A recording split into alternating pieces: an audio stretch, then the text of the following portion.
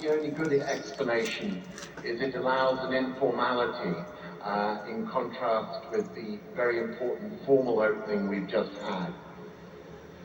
I feel I carry a great burden on behalf of all of you because I have the opportunity to put the questions to Ajay that many of you, I suspect, will want to hear his answers to. And let me just say, as somebody who is a former World Bank Vice President myself, I do feel very, very strongly that you carry a burden of history in this room today.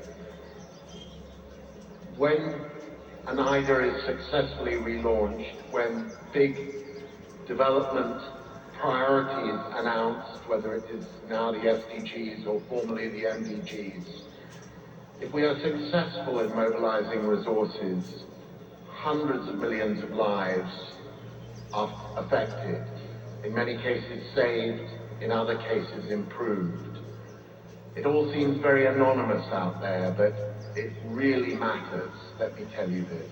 And so, thank you all for coming to Zanzibar and joining Ajay and his team here.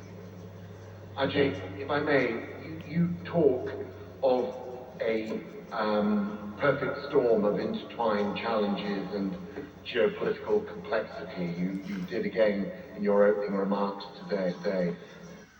A little bit more perhaps about what IDA can do to respond to that and where you see IDA's place in that. First of all, Mark, thank you for your years of being such an active voice in so many different ways in the world of development. I have known you for some years, I've seen you in many different avatars, but the one that strikes me always is the one that brings out the best in you is the advocacy for development. So thank you. My issue with the intertwined challenges is very simple. I believe that the idea of segregating the fight on poverty and sharing prosperity, essentially the idea of fighting inequality, cannot be taken separately from the challenges of nature and climate, from the challenges of fragility, conflict and violence, from the challenges of food insecurity, or from any of these issues like pandemics. They are all intertwined.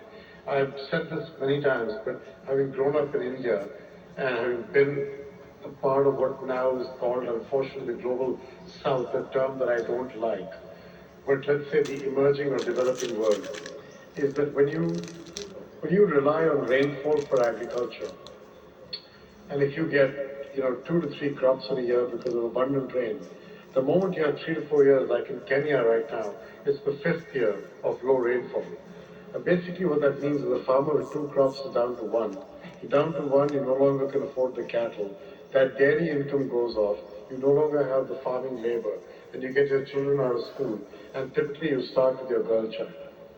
So all the effort made in the theory of evolution of poverty fighting, which said, let's get the girl out of the farm into school, because then it gives her the opportunities for an equal life. That gets set back by 4 to 5 years of climate-related challenges.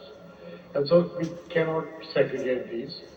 The problem is that in the global south, that term, people are frustrated with those of us who they feel have caused this to happen to them.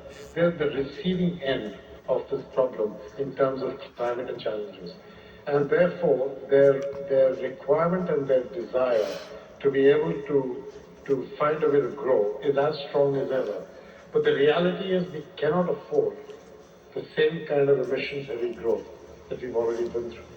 The air is fungible, we're all breathing it, it's a shared planet. So the only way to get past this is to not just say that we will all go to renewable energy. That's just one aspect of climate.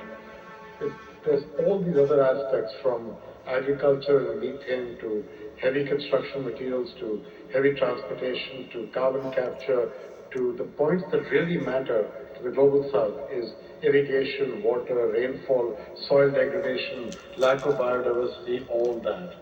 We have to find a way to get these two things together.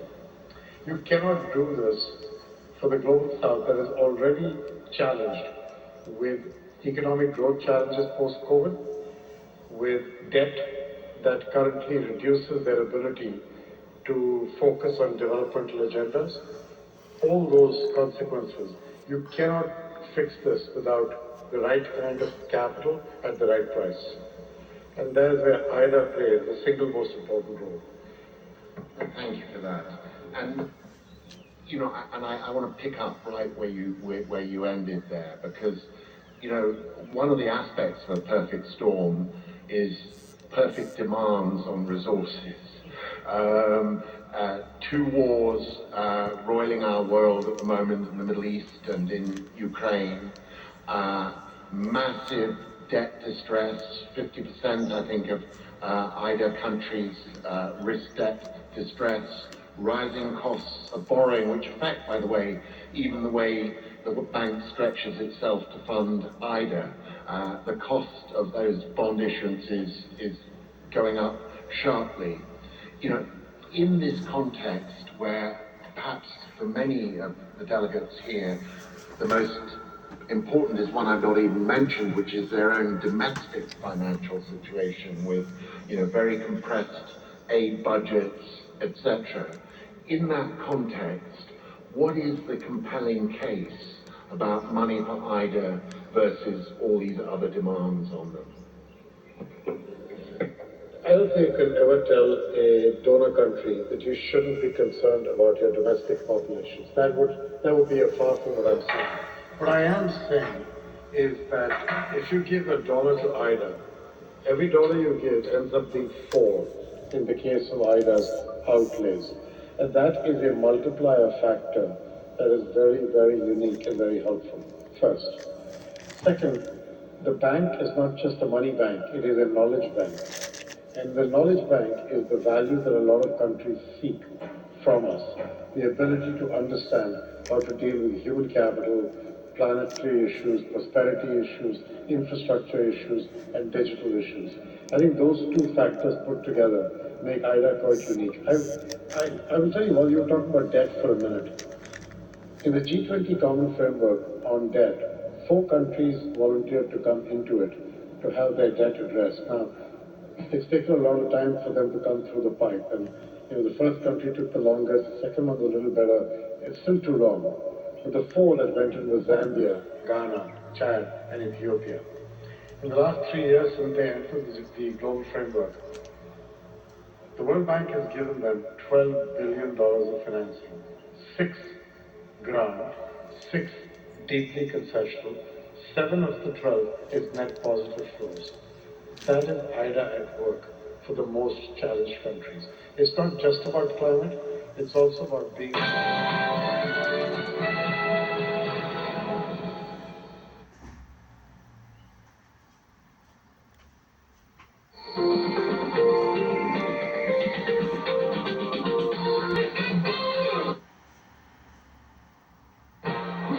Unbeatable shows for the whole neighborhood to choose from. I can have my happily ever after. So, stay connected to DSTV this holiday season to make the best entertainment yours. DSTV, it's your moment. There comes a time in the careers of many footballers when it is crucial to find the right club and the right situation. A veteran of 7 clubs and 3 loan spells, Joao Cancelo is heading towards his 30s, while Joao Felix has been to 4 clubs by age 23. It now seems Cancelo and Felix might have found the right club and the right situation at Barcelona.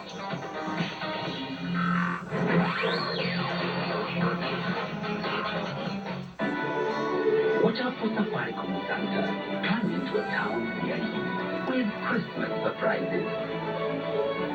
Sambaza Furaha this Christmas na Safaricom. The Kenya Medical Training College, KMTC, is celebrating its 92nd graduation ceremony on Thursday, December 7th, 2023. The event will be held at the Moi International Sports Center, Kasarani, Nairobi, from 10 a.m. and will be live on NTV and the KMTC official YouTube channel. The chief guest will be Deputy President of the Republic of Kenya, His Excellency Honorable Rigathi Gachagua, EGH. Visit www.kmtc.ac.ke for more information on the graduation, training programs, and application procedure. KMTC, training for better health.